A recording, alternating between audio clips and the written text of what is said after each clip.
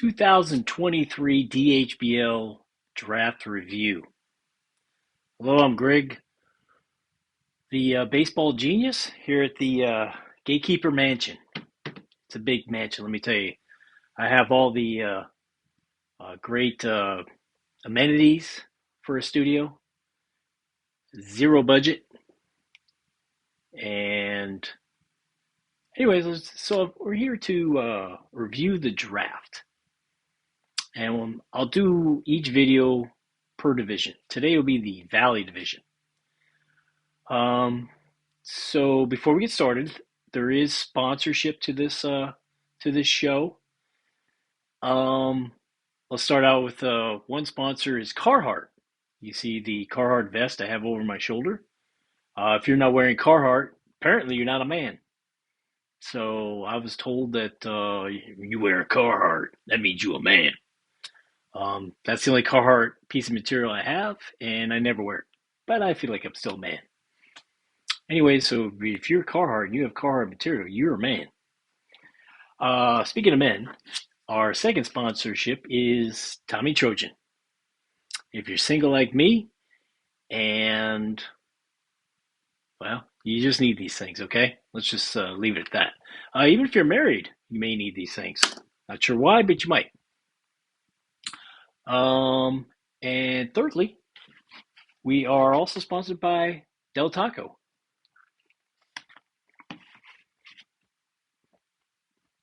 If you don't eat a taco correctly, you don't need one of these. Am I right, ladies? You gotta be able to eat a taco correctly. Also, one last sponsorship is the poor draft of each division. They'll be given the Febreze Stinky Draft of the Year award. So each division will hand out one of those. So let's get started. We're going to start with, let's start with the draft. So the draft went as shitty as always does for these long drafts. They're a complete waste of time. Once back in the heyday, the long we used to have what we call a one-day draft. That's where all 16 teams would show up, and co-owners would show up, and we'd have the draft in one day. Steve would stand in the middle of the table or in the middle of the room and count off, and it was kind of archaic way we do things, going once, going twice, sold. But that was back, 1993, 94, 95. We used to do it that way. We used to type things. We've since moved to actual computers. We try to do the auction draft online with people in the room, but people would spaz out. I won't name any names, Rimmer. But people would spaz out when they think they were pushing and the internet didn't catch them. And God, we never had those issues in life, right? You don't have Wi-Fi issues. So that led to issues. And then we decided to do the snake draft, but we always would do this stuff in one day. One day. The draft was always the biggest part of the season. It's always great to see people have to pick within, a pretty short time span. I don't know if we necessarily had times, but, you wouldn't take more than,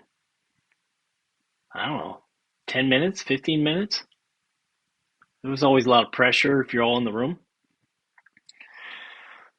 Even when we first brought Rampage on, I think we were still doing the conference room, and his dumb ass would take forever.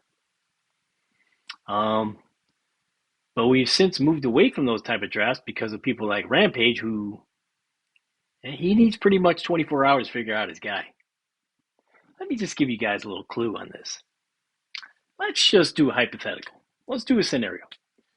Let's say you have the 6th pick coming up, and I'm looking for a third baseman. Wouldn't it be just real simple that you plug in 7 guys?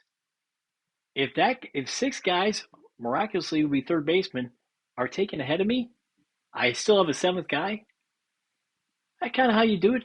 But let's just say six third basemen are picked ahead of you. You don't want a third baseman. Then pick six outfielders. If this isn't a hard process, you pick a group of guys. So when your time comes, bam. Props to Rich Zerwick, terrible hockey player, but he's a pretty good drafter. He would either pick right when it's his turn, or he was right before me, right after me. So I noticed he picked right on time. Didn't waste any time. Guys should learn something from him. But the draft process is not hard. I miss the time where there was like I think it was 6 or 8 of us at the Marriott in Simi Valley, and we were in round two, and it was like the third or fourth pick of the round, and it's Wang's turn, and that dude was sweating like we had to call a hotel maid to get us some towels. Dude was sweating. The tube was starting to move from all the sweat. There was moisture on the table. I miss those times when you got to sweat it out for 3 or 4 minutes to try to figure out what pick you're gonna do. Well, he would sweat it out. It's just a fucking draft. That said, let's let's move forward. So hopefully we get back to the 1 day draft because the long draft is stupid. Um, God forbid we just tell everybody, hey, March 28th is going to be the date. If you can't make it, fuck you. That that's pointed right at Dominator's. No disrespect, but dude, pick a day, take the day off if you have to, and that's the day. Everybody can have a day off. Everybody who goes to work is allowed 1 day off of work a year. That's your day. And if you don't want to use that day, then fuck you. Get out of our league. That's not pointing at anybody specifically, just saying. Most of the time our draft's on a Saturday or Sunday. All right. Now to the few issues at hand. Let's talk about I want to welcome Daryl as a new 2023 commissioner. Good luck to you. And as I told you over the phone, I will be as hard on you as I was on Steve. But hopefully, you're not as much of a failure as Steve's been for the last 18 months. Steve's been a dumpster fire. He was a great commissioner, obviously the best one we've had, but he has lost his way. In fact, he's completely lost his way. He's lost his marbles. His beeper has now, the batteries have run out on it. So Steve needs to get with the 2023 year and start, what's the word we want to learn? Make himself more progressive, so to speak. I know it's a swear word on the right, but dude, Zoom meetings aren't a bad thing. Phone apps are not a bad thing. Um, Not writing stuff down with Crayola is not a good thing. Now, it did help us out because someone in your group deleted the draft results last year. So I know it's been kind of an underlying, or no one's even talked about it, but somebody deleted it. I don't really care who did it. So it's a good thing you did write that on paper, but it's really your fault for, like, not if the draft's done now. Like, that should be copied. You know, you can actually put that to a PDF. No, it's hard to understand, but you can actually make that a PDF right now. So you don't have to worry about it being on your Crayola notebook. You can actually copy that right now. Just saying. You don't have to worry about somebody deleting the website again.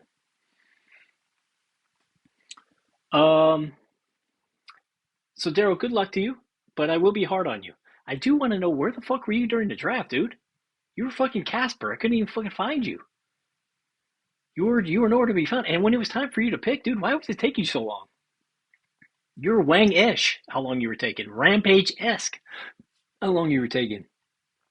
I hope that's not how it is with you for real. Come on, man. Um, Getting back to the expansion draft, I think I'm going to make one last final note on this because, Steve, I will be coming at you the whole year, and all your little minions that take your side no matter what. That's where I'm different. I view things what's good for the league. And Steve, you used to do that. But what you've done for the last 18 months, you haven't done what's best for the league. So, besides the rumors that you missed, that people took votes for rules and you changed those votes, besides that, it was time for you to move on because you may have been pushed out. The rumblings were pretty bad about how you manipulated the votes. Um, Again, you've been a fantastic commissioner, but you've been pretty bad in the last year or so. That's just fact. Um, we've all called Steve in the middle of the season and said, "Hey, dude, why don't we take this to a vote? Why don't we talk about this in the rules?" And what Steve would always say, what you would always say, Steve, is that well, bring it up for vote in the off season. And I brought up the expansion vote, or I brought up the expansion rule, considering we only voted for one team to come in a year ago. I'll assume that happened. I don't remember it, but I'll assume it happened. That was for one team. We brought two teams in this year. So my question was, why don't we expand the rules? Let's talk about it more. You want to know part of it. You got so far away, you were almost in North Dakota. 46 days prior to the draft. And you didn't want to discuss something. You just want to just shove it up our ass. And you, sir, failed. That was a failed move. So that was bad, dude. That was Rob Manfred esque. That was bad. That was bad. That was bad. And all you guys that defended him, fuck you. Oh, we don't argue. No, that was fucking wrong. It'd be sticking shit up people's ass in this league. Everybody cares. So fuck you who defended him. All right, now what we're all here for. I got all that ugliness out of the way. Let's talk about the Valley Division. By the way, who the fuck came up with Valley Division? What the fuck is that? You fucking dumb fucks. There's none of these people have ever lived in the Valley. All right, so let's go on with. So let's start with it. I'll go in seniority to start with, the four teams and how long they've been in the league. So we'll start with Lucky. Um, Lucky's draft was not good. It was not good at all. He's not made the playoffs in 4 years. 4 years. His trajectory in this league, maybe less bubblegum card trading and more focus on the league, dude. Less umpiring and co-ed softball and more focus on the league. Dude, you've been bad, and you changed your name every 3 years. El Hombre, Los Cabanos, Lucky Cabanos, El Hombre. Dude, how about El Suque? You've been brutal with the draft. Talking all that smack and your draft sucks. Looking at your team, did I see Max Muncy was in the third round? What? What the fuck is that? You kidding me? Jeez. Muncy from 4 years ago, maybe. So I looked at your team, and the offense is okay. You do have some speed, some runs scored. Your batting average is going to suck. Your depth sucks. Your pitching rotation is eh.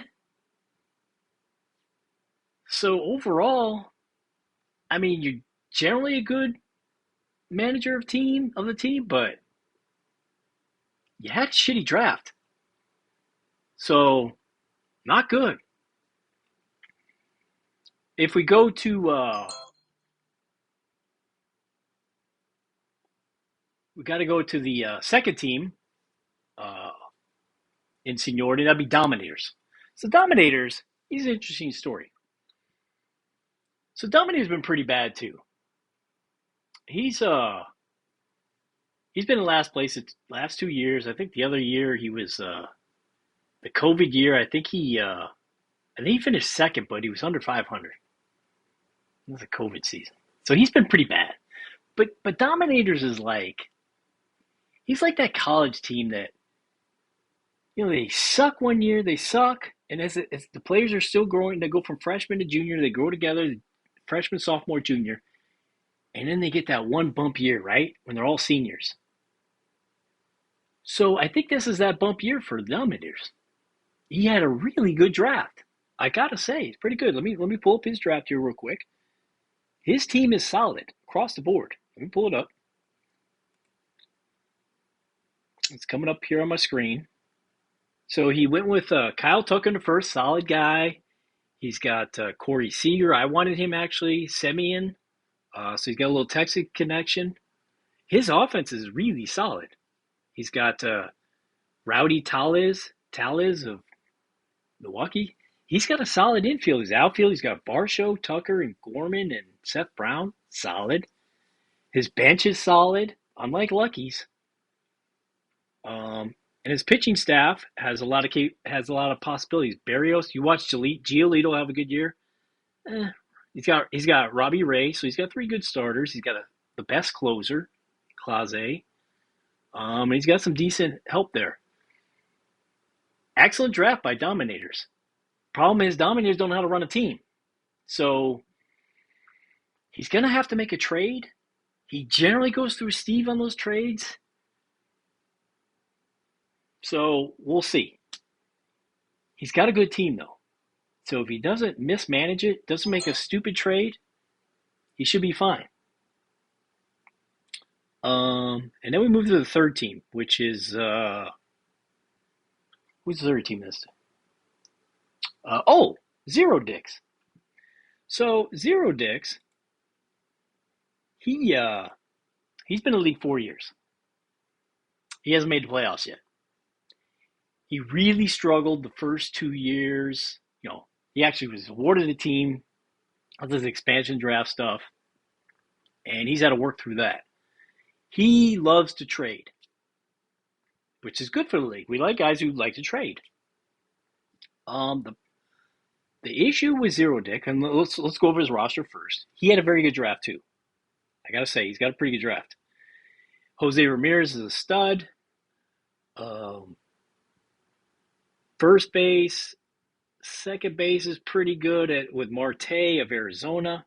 He's got Arozarena of Tampa Bay, Hernandez, Santander. He's got a pretty good lineup. I actually really like it. He's got a lot of speed. He's got decent depth. Haniger, Grisham, Carlson. He's got good help in backing up. And in his rotation, he's got Fried, Donaldson, Castillo, McClanahan. Solid rotation. Very good. Iglesias should be a pretty good closer for Atlanta. Very good roster. Here's the problem. Zero Dick doesn't know how to. He's never won. And he trades too much. So John will be harping him. Dumpster Fire will be harping him. Wang will be harping him. He's going to trade from a good team to a bad team, just like he did last year. He had a good roster last year. Fucked it up. So chances are he's going to fuck it up. But he had the second best draft in the league. Or to me, he has the best roster. I think he's going to fuck it up. Because he loves to trade. So we'll get to the picking the division in a little bit. Lastly, let's go to the final team, which is Capital Gains. Now, I don't know who Jerry is. And I told his buddy Rhodes that since he picked Justin Steele, if he had a shitty draft, that was a Rhodes pick. Well, he had a shitty draft. So, John, I will be coming to kill you first chance I get. Now, Capital Gains is going to have to. He just had a bad draft. His draft is pretty bad. Now, he didn't have a lot to play with, but his draft was still pretty bad. So, for that, he will win the Febreze shitty draft of the division. He wins the Febreze Award. But his team, he doesn't even have keepers. His team's bad. he's going to be everybody's. You're gonna go in thinking you're gonna win 12 to 15 games every week you play him. He's got a bad team. There's just no way around it. His team's bad, and he doesn't know what he's doing. Um, so capital gains. Let me pull it up, and I'm trying to think if he's even got anybody that's tradable. I don't think he does. I mean, his and Goldschmidt's okay. He's got Betts, but Betts, you could have kept Alvarez. You should have franchised Alvarez before you got Betts. I mean, his roster's bad, dude. It's bad. He doesn't even have any pitchers that are worth even talking about. He's got John Gray, Andrew Heaney, Kluber, Pablo Lopez, Dustin May, Severino, Justin Steele. He's gonna be bad. There's no way around. He's bad. So I would also say I don't know if Jerry exists. Has anybody seen a picture of him? Or rumor has it, the person running this team has a hairless cat. Just saying. I'm thinking it's the person with the hairless cat. Speaking of that person, let's give a shout out to the person I'm thinking who it might be. Hopefully she's watching. I want to give you props. You know what I'm talking about. You, not only during the baseball season do you put up with it, you put up with it 12 months out of the year, baseball fantasy talk. So props to you for putting up with those two clowns in your house. It must be hell. Must be hell. Because there is a football season, there's a hockey season, and these guys always want to talk baseball. Props to you. If you are running the capital gains team, welcome to the league. But you got a crappy team. Love you. And I wish my girl would stop texting me. Not in the middle of my video. So in closing, this is the Valley Division. Oh, I need to go over who I think will win the division. Sorry, I almost forgot. So, like I said, I would think if I were to go talent-wise, I'd put Zero Dick to win the division. But he's going to fuck it up. So I think this is Dominator's pop-up year. He's going to win the division. Zero Dick will finish second. But if he makes too many trades, he could fall down to third. And Lucky could take that second spot. Lucky, his managing sucks. His drafting sucks. He's a terrible umpire. And I think all that funky glue that's in those bubblegum cards, the gum, I think it's gotten to his head. He's got another bad team. Now he can trade out of it like he always does. He trades for these. Oh, I know this guy. He played in San Bernardino. Who gives a fuck? Who gives a fuck about a top 50 prospect? Like I tell my boy Canes, nobody gives a fuck. Those guys don't do shit for your roster except take up a spot. Let me just say this about minor leaguers. Props to all you guys that know all these minor leagues. I could give a fuck, but they don't help anybody's roster out. The only time they help out is when you can trade them. Wang does that better than anybody. He can somehow bullshit somebody into taking the minor leaguer for Mike Trout, or who was it last year that he boned out somebody? I think it was fucking Matty boned out. Anyways, I know he boned out Rogers, Kenny Rogers, whatever the fuck the guy was from Miami. What a ripoff that was. That being said, I don't give a fuck if you know the top 50 and their birthdays and who they're dating. Don't give a shit. They don't help your roster out. You can sit here and tell me wait a minute, I discovered whoever. Don't care. They don't ever help your roster. 1 out of 50 helps your roster. I tell my boy Canes this all the time. And then he goes and drafts this guy that's going to be 2 years out in Cincinnati. Come on, man. Come on. Come on. So in closing, Dominators could be his year. I got him first place. I got Zero Dick second. Lucky third. Capital Gains so far fourth. Febreze Award of the Year. So there you have it, guys. The next division, I don't know which division it is, but I'll be doing another one real soon. Peace.